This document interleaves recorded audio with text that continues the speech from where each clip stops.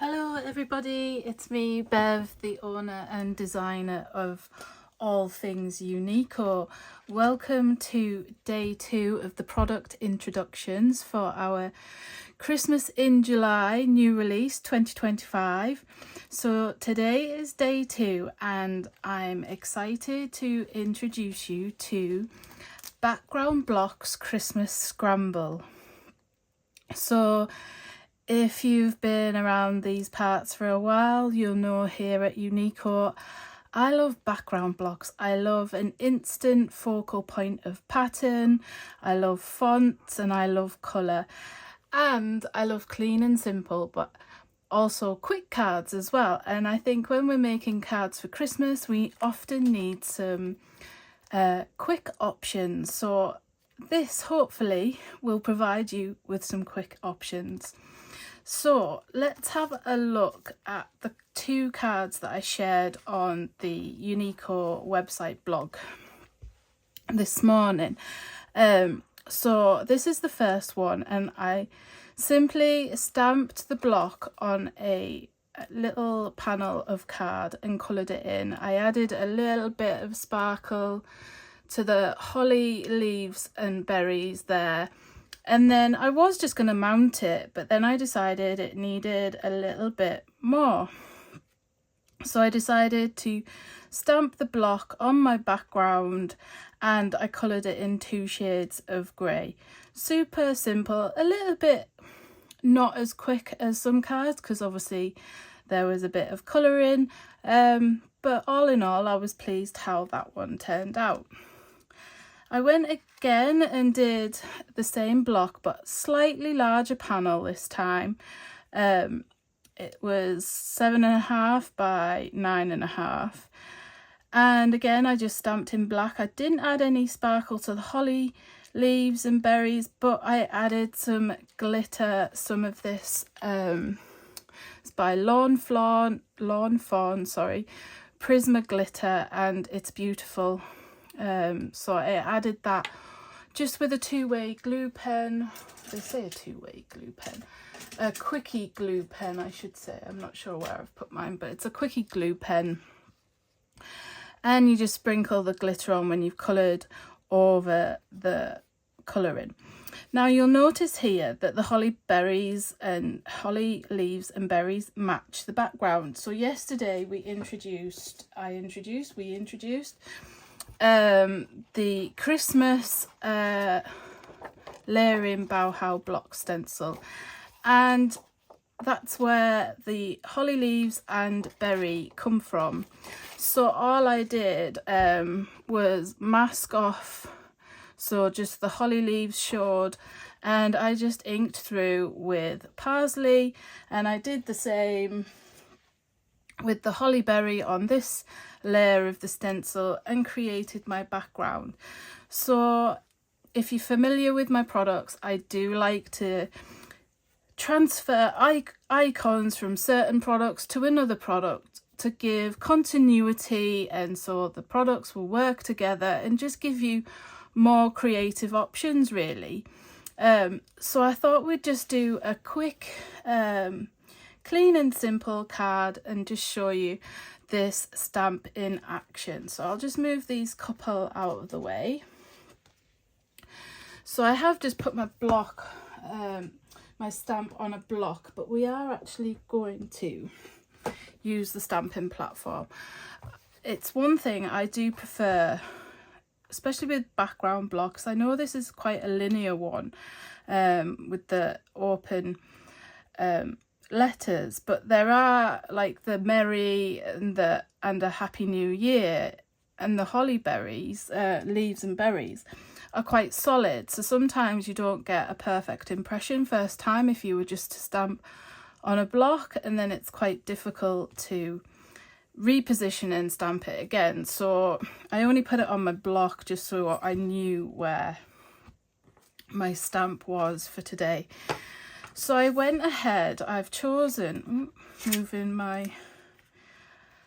base here, I went ahead and chose This is Midnight cardstock from Concord and Ninth, and I went ahead and trimmed my base panel, which is 10.5 by 14, and then I did the same size for my block, which is 7.5 by 9.5, and then in my stash box of bits I found this little offcut of sort of pearlescent silver.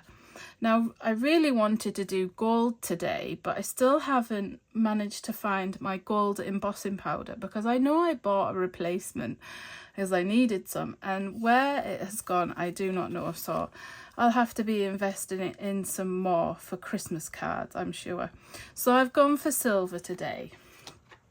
So I've dusted off my Encore silver pigment embossing powder, embossing ink, and I have some personal impressions silver dollar. I've had it years, but it comes out lovely.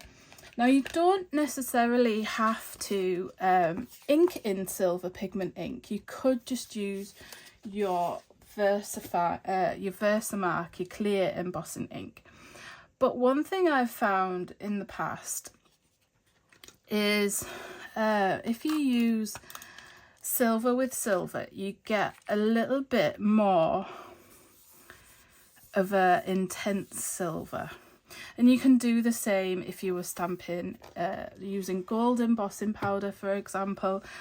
And I have to say, I use silver and I use this sparkly Stardust embossing powder a lot as well, and I tend to use it with the silver, and it just intensifies it a little bit more.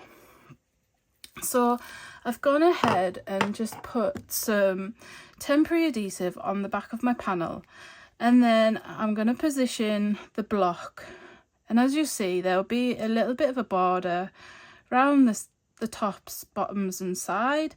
So I'm just centralising it as best I can by eye, and then we'll close it. And then what we'll do is then I will use the anti-static just to rub over, because obviously I've handled this piece of card and there will be oils and stuff on your skin no matter how clean your fingers are, and the embossing powder will pick up all those little bits. So I've just done that. I'm not gonna put any magnets on because it is quite a tight fit, so all I've ensured is the corners, it's butted up right to this bottom corner, so if it does move and I need to re-ink, when I lift it up and I need to re-ink, I know it's in that bottom corner.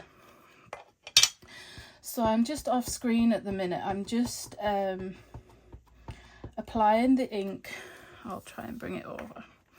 I'm applying the ink quite liberally on the stamp, and then we'll just give it a nice, my hockey puck thing that I use to smooth over has fallen behind my desk, and I still haven't managed to locate it yet.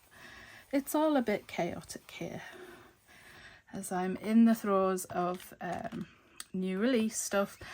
And I have our first stamping retreat collaboration with Dies to Die For coming up next weekend, which super excited about. It's the very first time that I've collaborated with someone on a workshop, so there'll be a mix of Uniko stuff and there will be a mix of some US brands, some of my favorites and some that I've never really played with before, so it's been fun for me as well. So there's the stamped image, so we're going to go ahead and heat emboss it. So I have these little, they're called tiny trays. I believe they're by Judikins. They're quite old. I've had them years. I've got a few of them. I used to have a bigger one as well, but I tend to use the little ones more. And they're just super fun. I think you can get things similar these days, and it's just easy to sprinkle your embossing powder on. Sorry, my hands are very shaky today. And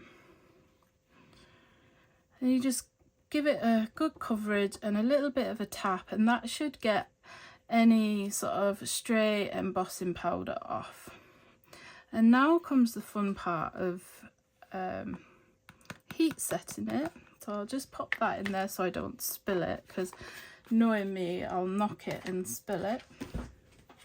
So I plugged my heat tool in, and I'll try not to burn my fingers today. I've noticed there at the top of the C of Christmas, some of the embossing powder has just tipped over the edge, so I'm just using a fine brush just to remove it where I don't want it. So I'll try not to burn my fingers today. So I use this Heat It tool by Ranger. I had a white one years and years ago, and I loved it, but it died. I must have had it over 20 years. My mum had the same one, and when she passed, I actually made the mistake of selling it because I didn't see the point of having two, and I kind of regret that I sold it. So I had to get a new one about maybe 2 years ago, and I decided to go for one very similar, but they only did it in black. So there's different ones on the market, depends your preference. There's some of the sort of taller ones, but they all do the same job. So just heating it up until you can see it turning, so you can see where you still need to do it and where it's already set. Just a little bit in the middle here, and then I think we're about done. And there it is, nice and sparkly and just lovely.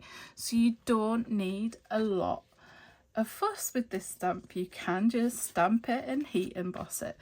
So I'm just going to put some, I use double-sided tape. I know a lot of people do use wet glue for adhering their layers.